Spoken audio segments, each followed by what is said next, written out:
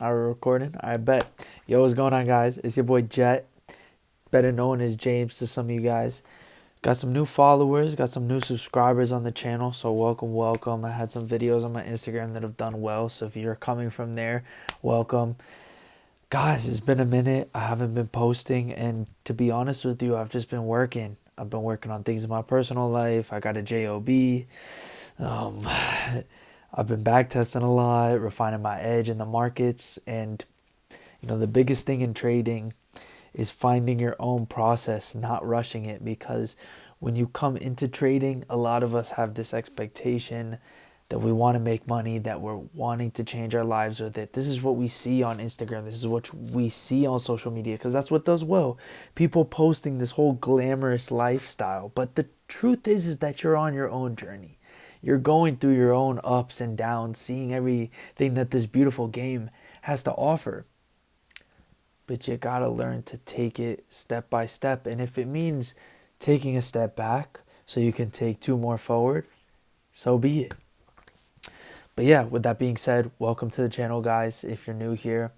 And today I want to be going over some trades that I took these past couple of days, just so you guys kind of see where I'm at in terms of my trading. I've posted a couple wins and losses on my stories, so I'm going to go ahead and break them down to you guys a little more. So something new that I've actually been working on, I didn't learn this anywhere, it's just something that I've noticed based off key levels and wedges, particularly in stocks, is on high volume stocks, we're going to have something called a new day gap, a new day opening gap. So as you see right here marked out, we're going to have this gap here. Let me get a little pointer going on so you guys can see what's going on. Do you see that? Freak. Okay, I suck. Well, you're just going to have to see kind of where the mouse is at. So you're going to have this new day opening gap here. And what this basically represents is this is the difference between when price closed on the previous day, PM session, and where it opened up at. So this is where price had differed throughout the overnight session. And as a result of that, it creates a pretty noticeable inefficiency in price. And something that I've kind of noticed is that, something that I've noticed is that if the price wants to continue higher, oh my god, I can't speak, it's been a minute. If price wants to continue higher on the set stock, I haven't tested this in a bearish case. However, if price wants to continue higher, what it's going to do is it's usually going to have a kind of manipulative wick higher. So as you see on this open for Amazon on Monday, we had price open up. It took out these internal highs from the previous day, and then it sells right back off into the range. And a lot of people look at this as, okay, price tried to break out, it's faking out, and now it's going to sell off. But what I noticed is that price likes to come, fill this gap, potentially sweep some sort of liquidity down here. As you see, it swept this previous day PM low, and then we deliver right back up. And this is manipulation. So if you're able to catch that manipulation and be on the right side of it, you can make some money. So I'm still refining my edge in terms of entry. That's a big thing. But I've been using the 10 and the 20 EMA just because those are pretty consistent and some of the most popular EMA levels used. And these are also, the recent 10 candles, recent 20 candles. So numerically, it just makes sense to me. So what I've been doing is that I wait for price to get above those levels of the EMAs, and I just ride it out. I put my stop below that level, and if it wants to revisit that, then I'm wrong. And I'm letting that expand, and I'm also aligning this with other things. So this is 1 minute for entry. Sorry. But as you see right here, we have a really tight range. So as you can see from this trend that I drew out, we have price that broke out on Amazon from Friday. And what it's doing is it's basically just kind of consolidating, and it's coming into this range and bouncing. And if you want to combine kind of support and resistance into that, you see that once price is coming to this area, that it wants to pop. So I look at this as two things. I look at it as, one, Usually what will happen is the majority of the volume for a stock, it'll be in the first hour of the day. And then the rest of the day, it'll kind of consolidate and sell off. So what I like to do is I draw my consolidation pattern from the previous day, maybe multiple days of consolidation. And I want to see price on a higher time frame getting above that as a kind of confirmation that we're wanting to do something. And then when you pair that in hand with a lower time frame, sorry, let me find my example. Oh my days, where'd it go? When you pair that with a lower time frame manipulation and pop of that, you get a beautiful delivery like this, which profited me about 113%. I'll throw this in the video right here. Actually, let me show you the screenshot on my phone because I don't feel like editing all that for you guys right now. Okay. So, boom. Yes. 132%. It's pretty crazy, right?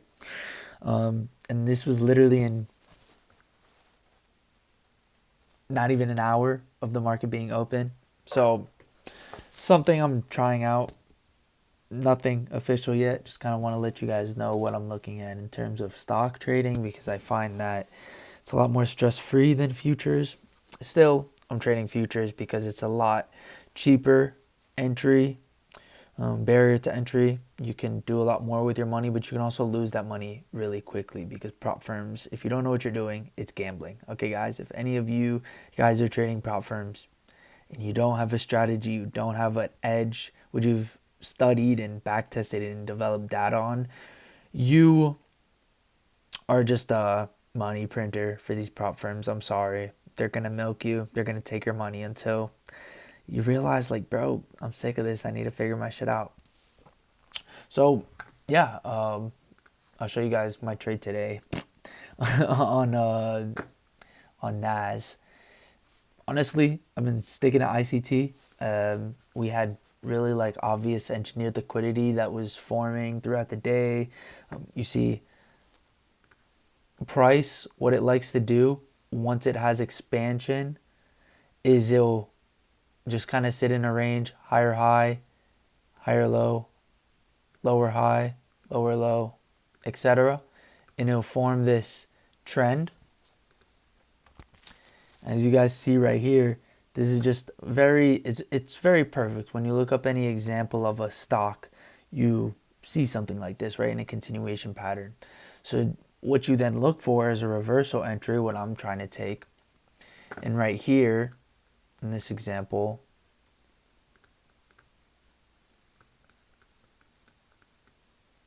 why does the TradingView do this? What happened here is that ES had taken out these Asia lows right here. And we had put in this SMT at a significant level. So I'm thinking, all right, we have all this engineered liquidity from the morning. Price delivering beautifully out of that manipulation leg. 2-minute inversion. Boom. We're going to all-time highs. And my standard deviation level is projected perfectly up to the buy side swing highs of this range. So I took it as, all right, I'm going to enter long, stop below the IVG.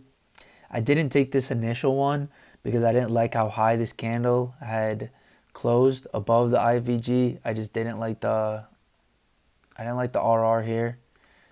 Like that's a pretty big stop loss, like 37 points. So not really great RR. Like that's barely 1.4. I mean, it's not even about RR, it's just about the size, and I'm trying to stick to 1 mini, especially while I'm on the on my eval phase still. But nonetheless, that would have been a break-even trade anyways. So what I thought was I saw price then pull back into that 2-minute inversion. For anybody that's confused about what an inversion is, it's basically you have this big movement in price right here where it's selling off and it creates this body, which shows that there's an inefficiency in price. Something that's contrasting to that is you see this green candle right here. It has a big wick. There's no body to this candle because it's been completely filled essentially. Like there was buyers and sellers within this candle, whereas here sellers were completely in control and buyers never had a chance. So it creates an inefficiency.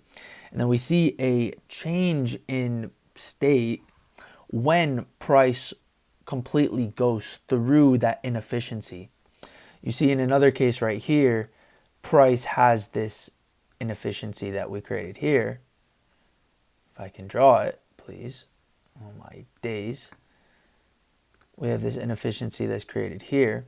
And you see that these candles are respecting. They're not closing over the body of this. So that's just kind of what a fair value gap and an IFVG is for you guys. So what I look for is I look for price to trade through those gaps. And that's going to align with my higher time frame bias. Higher time frame meaning I'm on the 2 minute right now. I'm looking for what's going on the 1 hour, on the 15 minute. I'm very clearly bullish. I'm looking for price to continue higher because what is it doing? The order flow is bullish. I'll break that down more in other videos for you guys, but that's kind of my basic breakdown since a lot of people have been asking me how I trade and what I look for. And James, please teach me how to trade. So here I am. I'm not just yapping about what I took, but why I took it. So yes, we took this 2 minute inversion. Price pulled back into this initial IFVG after we manipulated, and ES, the other index, took out these lows and NQ didn't. That's usually a pretty big sign that price is going to reverse. It's called an SMT. So price pulled back into that IFVG, and here I'm looking for, okay, are we bearish? Is price looking to inverse this and continue lower? Then I'm probably not trading. But because I saw price come respect this 2 minute inversion and then continue higher and create another IFVG, I'm like, all right, that's confirmation and I'm going to take that. So as soon as that happened, I took the, I believe it was a 1 minute right here, entered long, break even at this high right here. Break even means setting my stop loss to my entry point, and I'm targeting all of this engineered liquidity. I mean, to any ICT, IFVG trader, this is really textbook liquidity, generated liquidity right here. And unfortunately, well, I was wrong, guys. To be honest, I was journaling and trying to figure out why this was wrong, and sometimes it's just not always going to work out. You're going to have choppy conditions. In this case, I was genuinely wrong. Price did not want to reverse here. It very clearly wanted, it clearly wanted to come down and take out and fill these inefficiencies here. We weren't bullish yet on the day. Something to consider as well was today was FOMC, and the days before FOMC are always going to be choppy. So it's my fault for even trading on that, because on a lot of days, you go back and back test, which I've done. I see a setup like this. This is going to play out. So I'm not mad at it. I journaled. Another big thing is you have to risk an amount on every trade that you're willing to lose, because that's always a given possibility. And something I really had to fucking wire into this brain, because sometimes I thought, all right, I've been back testing. I've been having maybe a higher win rate in my data. I'm going to risk a little more because I'm so confident.